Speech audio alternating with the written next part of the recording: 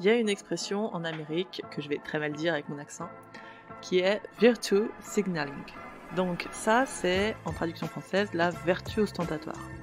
En gros, c'est prendre une position de vertu par rapport aux autres et dire moi, de haut de ma tour d'ivoire, je vous juge, vous, les vermisseaux qui êtes en bas. Et donc, je suis plus vertueux que vous. Ce qui m'amène au débat du jour. Donc, mon objectif de la semaine, c'était de faire 3 podcasts. Le 3e podcast, je l'ai. Il est sur le toucher et le consentement en séance, mais il faut que je le monte. Et j'ai la flemme de le monter aujourd'hui. Je sors de maladie, donc je suis encore un peu fatiguée.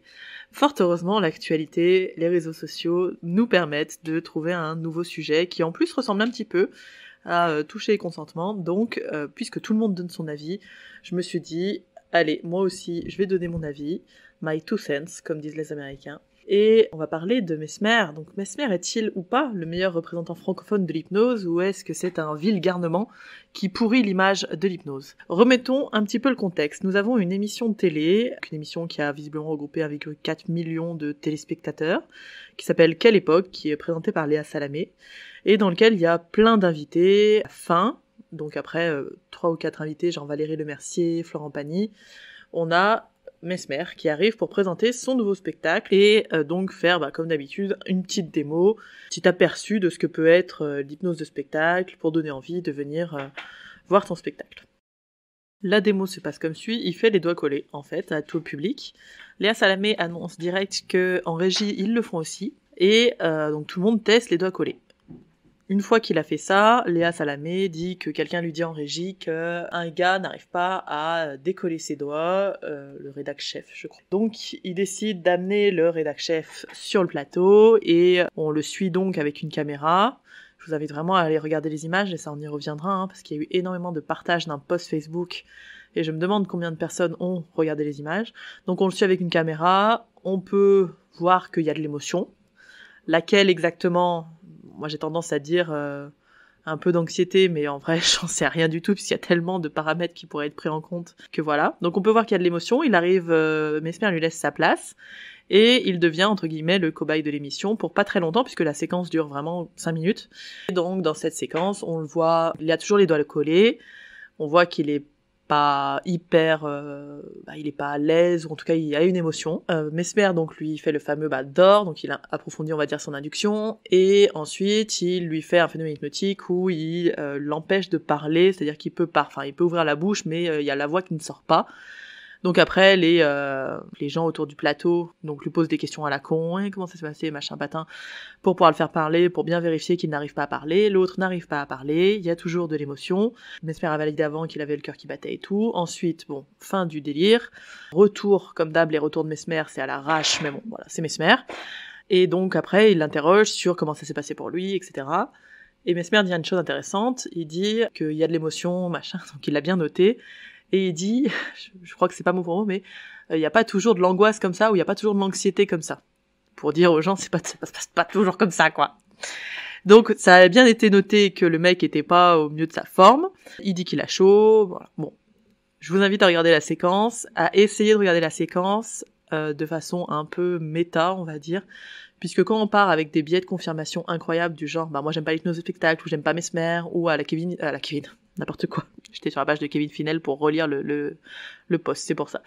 À la télé, ils font n'importe quoi. C'est sûr que on va avoir une émotion, on va l'interpréter immédiatement avec nos biais, comme une angoisse, une anxiété, et on va dire, oh là là, mais le scandale de faire venir quelqu'un sur le plateau, etc.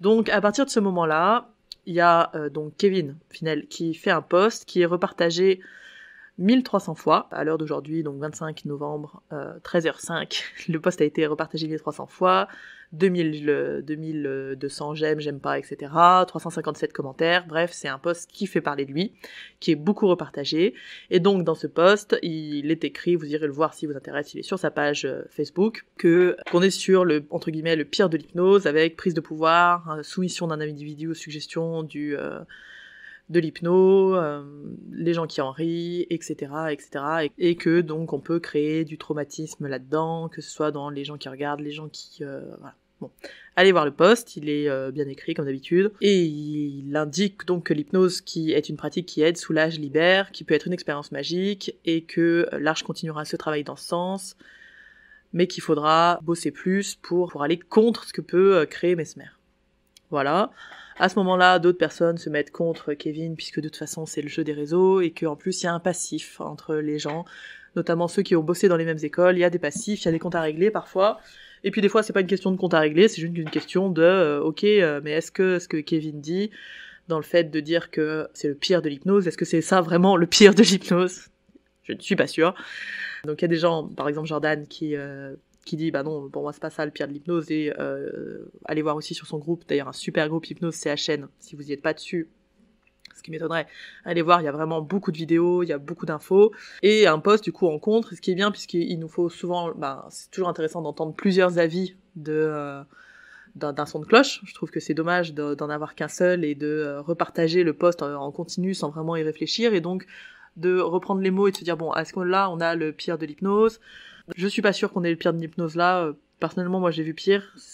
J'ai peut-être même fait pire quand je faisais moins gaffe dans mes séances, quand peut-être j'étais pas au bon endroit dans mes peut-être trop dans la bienveillance ou pas du tout au bon endroit dans mes accompagnements. Peut-être que j'ai fait pire, j'en sais rien.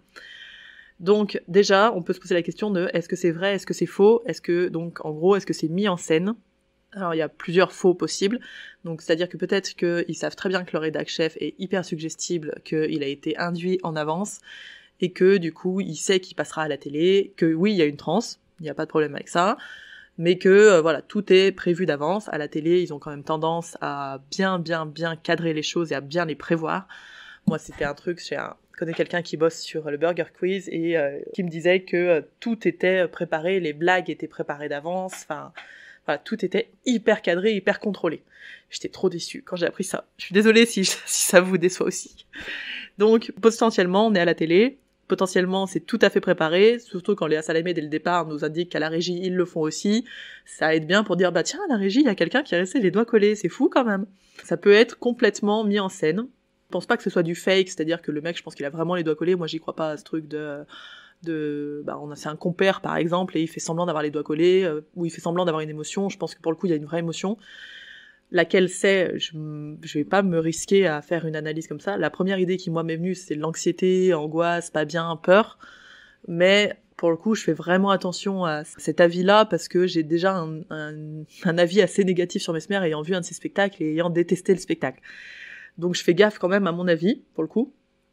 Mais si on part du principe que, écoutez, pour le coup, c'est pas organisé, c'est pas fake, le mec avait vraiment les doigts collés et on lui a dit de venir sur le plateau, est-ce que ça pose problème? Personnellement, oui, ça me pose problème puisqu'on va parler de gros mots, des mots qui fâchent, consentement. On a marre qu'on parle du consentement pour tout et pour rien. Surtout quand, à la base, j'avais une idée de podcast, mais je n'étais pas sûre de la faire, et puis je me suis pris la tête avec un gars, enfin je me suis même pas pris la tête, mais on a discuté avec un gars à propos du consentement, et qui m'a fait un parallèle dégueulasse entre le consentement sexuel et le consentement sous hypnose, donc sous hypnose on pouvait toujours dire non, etc., et que de toute façon le consentement était implicite à partir du moment où tu joues le jeu des doigts collés, et ça veut dire que tu joues le jeu pour le reste. Donc, je redis ce que j'ai dit des fois déjà en commentaire. Je suis pas d'accord avec ça, le consentement, et j'en reparlerai dans une vidéo que j'ai fait sur le toucher le consentement, et qu'il faut que je montre, comme je disais au début. Consentement, quand tu le fais pour faire les doigts collés, ne veut pas dire que t'es consentant pour ensuite venir sur le plateau, et encore moins pour faire un autre phénomène hypnotique. Donc là, est-ce que quand on a ça, alors parce que on va pas, Mesmer fait bien ce qu'il veut, il est là pour faire de l'audimat, voilà, on est sur un contexte très particulier, mais imaginons que nous, on ait ça en cab, ou on ait ça en spectacle, ce qui est possible. Pour avoir vu énormément de spectacles et avoir un mari qui fait des spectacles tout l'été, entre 20 et 30 dates, je commence à avoir un peu le milieu, et bon, si j'ai quelqu'un qui fait ça, moi aussi j'en ai fait un petit peu, j'ai détesté ça, mais si j'ai quelqu'un qui est pas bien, je vais déjà lui demander ce qui se passe pour lui, comment il se sent, et est-ce qu'il est ok pour continuer, est-ce qu'il est pas ok pour continuer, est-ce qu'il veut prendre du temps pour souffler. Là on est à la télé, le mec va peut-être pas se permettre de faire ça, et de toute façon il a 3-4 minutes pour faire son show, donc il profite des 3-4 minutes pour faire son show. On peut reprocher plein de choses et dire que c'est complètement à l'ouest et qu'il faut surtout pas faire ça, etc. Mais il faut jamais oublier que le contexte gagne sur le reste souvent, malheureusement. Ce qui me permet de rajouter que le contexte gagne aussi des fois sur notre capacité à dire non. C'est-à-dire que quand on est sujet, et je l'ai été moi il me semble, 3 ou 4 fois pour des spectacles d'hypnose. Ce n'est pas si facile que ça de dire non, et quand en plus il y a la télé, que c'est un mec comme Mesmer, qu'il y a des gens autour qui attendent que quelque chose se passe, c'est très très très loin d'être facile de dire non et de se barrer. Faire croire aux gens que de toute façon t'es sous hypnose et t'as tout le temps la capacité de dire non, en cabinet déjà c'est pas simple, et en spectacle ça l'est encore moins puisqu'il y a énormément de choses qui se passent. On revient sur le biais d'autorité, mais on revient aussi sur le fait qu'on peut être complètement complaisant pour que l'autre puisse faire son spectacle tranquille, en fait, tout simplement. Donc non, on ne peut pas dire non si facilement en spectacle ou quand on est pris comme cobaye, ce n'est pas si simple de dire non et d'envoyer péter la personne, selon la personne qu'on est, selon nos problèmes, selon nos facilités à dire non ou pas. Donc là, pour le coup, moi, ce qui me pose problème, c'est qu'en effet, le mec, on voit qu'il est pas bien. Si c'est vraiment, on va dire que c'est vrai, que c'est pas joué, que c'était pas prévu d'avance qu'il vienne sur le plateau, il vient sur le plateau et peut-être qu'il a pas du tout envie, et personne lui demande vraiment son avis, peut-être que si d'ailleurs, on sait pas, en fait il manque tellement d'infos que c'est vraiment difficile de poser un jugement définitif là-dessus, et clair là-dessus. On ne demande pas son avis, on ne demande pas son avis pour lui faire un deuxième phénomène hypnotique derrière. Bon, ça, moi personnellement, c'est ce qui me pose problème dans la séquence. Je dirais pas que c'est un problème extrême, et je dirais pas que c'est le pire de l'hypnose. Loin de là, puisque de toute façon ça dure 5 minutes, que après on passe à autre chose, et que le pire de l'hypnose, pour l'avoir vu des fois en spectacle sur des trucs dégueulasses où les meufs doivent lever leurs jupes devant les mecs, ou sinon doivent faire des faux striptease, des trucs absolument, ou alors j'ai vu une autre fois, alors c'était un spectacle entre guillemets puisque c'était un mec qui faisait une démo à Auchan, et une nana qui était terrorisée, qui voulait bien tester les doigts collés, mais qui l'a fait monter sur scène et qui voulait absolument partir, qui tenait son sac, qui voulait partir, ça se voyait, et qui l'a quand même insisté pour qu'elle reste, et qui l'a mise en transe, ou pas d'ailleurs, mais en tout cas qui a fait en sorte qu'elle tombe par terre et qu'elle reste par terre tout le long du spectacle et qu'il l'a jamais renvoyée à sa place. Ça, pour moi, on approche déjà du pire de l'hypnose. On voit ça aussi dans les streets, en hypnose street, où t'as, je vais faire dans le cliché, hein, mais pour l'avoir vu moi à Montpellier, des mecs qui font de l'hypnose street avec des petites meufs un peu en été, donc en débardeur machin, et qui y vont et que vas-y je te caresse les bras, et que vas-y tu tombes sur moi, et que vas-y je te prends la tête,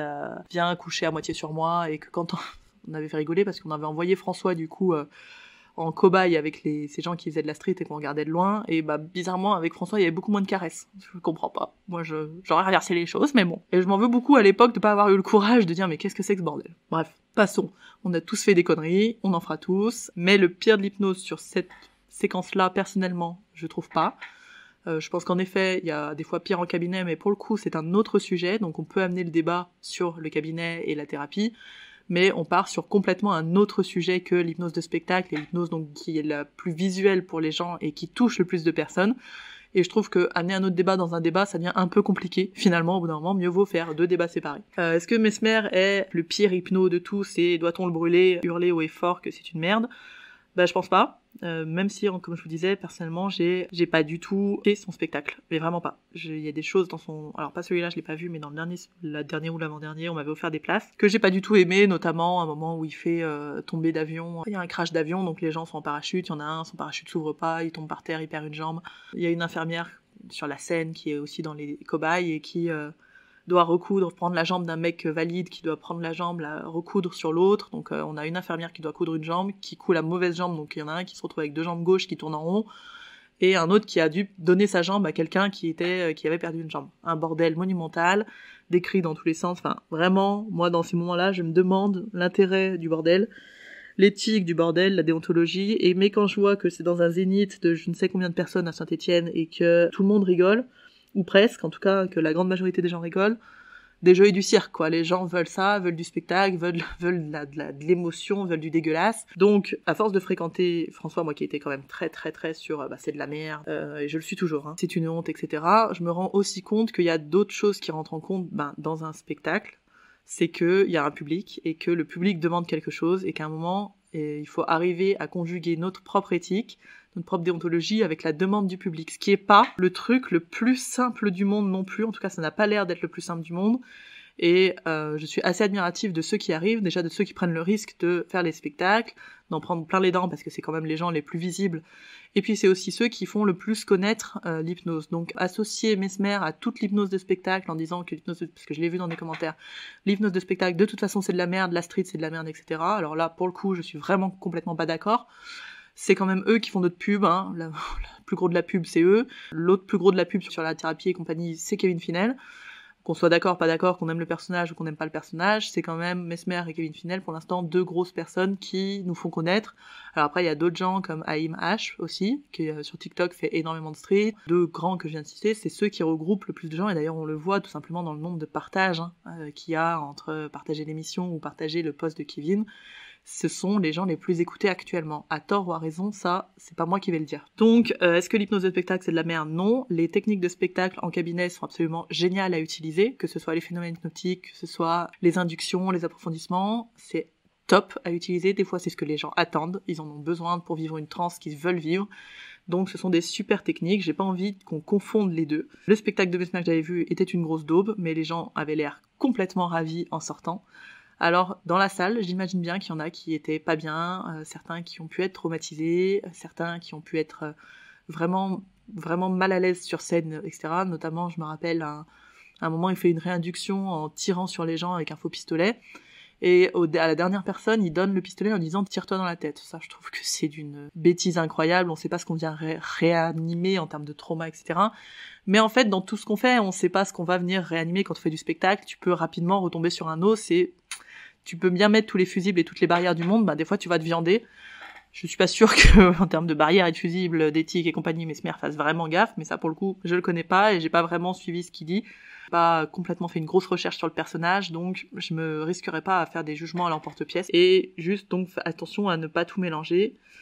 Et attention aussi au discours, pourquoi ils sont faits, ce qui finalement était un peu le point de mon podcast, qu'il y ait des milliers de partages du post de Kevin, je peux l'entendre, j'aimerais bien savoir sur le nombre de milliers de personnes qui ont partagé, combien ont vraiment regardé la séquence et se sont fait leur propre avis dessus, et me rappelant qu'il y a 1 ou 2 semaines, le nombre de partages de posts sur attention à vos données, Facebook, Meta, machin, personne regarde, personne fait attention aux sources, personne... Donc, quand on repartage des posts, ça peut être très intéressant de regarder la séquence, de se faire sa propre opinion là-dessus, sans forcément écouter the mec qui dit quelque chose, même si l'avis est intéressant. Ça vaut le coup de faire attention. Et donc moi, forcément, algorithme aidant, et en plus comme j'ai une grosse base d'hypnose sur Facebook, je n'ai vu que ça depuis hier, des partages de posts. Ce qui me paraissait important aussi à souligner, c'est que le message, à mon avis, ça c'est pour le coup une idée, et je suis pas sûre du tout, mais je pense que le message de Kevin ne s'adresse pas aux hypnos. Il s'adresse aux gens qui découvrent l'hypnose, et il est plutôt dans l'idée de rassurer ou de faire son marketing, ça c'est tout à fait normal, sur marketing aux gens qui veulent découvrir l'hypnose, parce que lui, Kevin, ce qu'il vend actuellement, c'est Psychonautes et la Dream Machine. Et ça, Psychonautes et la Dream Machine, c'est pas à direction des hypnos. C'est à direction des non-hypnos pour faire découvrir au plus grand monde l'hypnose. Et c'est aussi pour ça qu'il intervient sur les émissions télé, etc. et tout. Le but vraiment, c'est de montrer au plus grand nombre que l'hypnose, ça peut être un outil hyper intéressant, et notamment l'auto-hypnose, qui peut être vraiment un outil super pour changer, etc. On sait tous qu'il y a des trucs marketing derrière, on sait tous qu'il y a un business derrière, on sait tous qu'on essaye de faire marcher l'arche aussi, et c'est normal. On fera un podcast aussi sur si c'est gratuit, c'est toi le produit, ou oh là là, les méchants qui veulent faire du marketing. C'est là, c'est ok, il y a pas de problème. Qui se positionne en chevalier blanc, peut-être, mais de toute façon, ce sont des postures marketing. On a tous la posture pour, contre quelque chose. Et d'ailleurs, c'est aussi ce qui crée le débat, c'est aussi ce qui fait et ça se voit. Moi, j'ai jamais eu plus de repartages que quand je dis que le cerveau triunique, c'est de la merde. Et c'est quand même dingue. En fait, dans le marketing, ou quand on veut se faire connaître, il faut prendre une position hyper clashante ou hyper clivante pour toucher en fait les gens. Donc on aura des gens contre nous, on aura des gens pour nous, mais quand on essaye de faire du win-win ou du lose-lose ou du il y a peut-être ça d'un côté, il y a peut-être ça de l'autre, ou là ça touche un peu moins les gens et c'est un peu moins vendeur en fait, tout simplement, puisque ce qui fait vendre actuellement c'est pas ça. Voilà, donc c'est pas étonnant qu'il y ait autant de partages. On n'oublie pas que le message s'adresse peut-être pas aux hypnos, mais peut-être plus à l'ensemble de la population qui s'intéresse à l'hypnose et donc veut rassurer cette population-là pour peut-être 1. Vendre de l'hypnose, 2. Vendre l'auto-hypnose, 3. Vendre Psychonautes, vendre la Dream Machine, etc.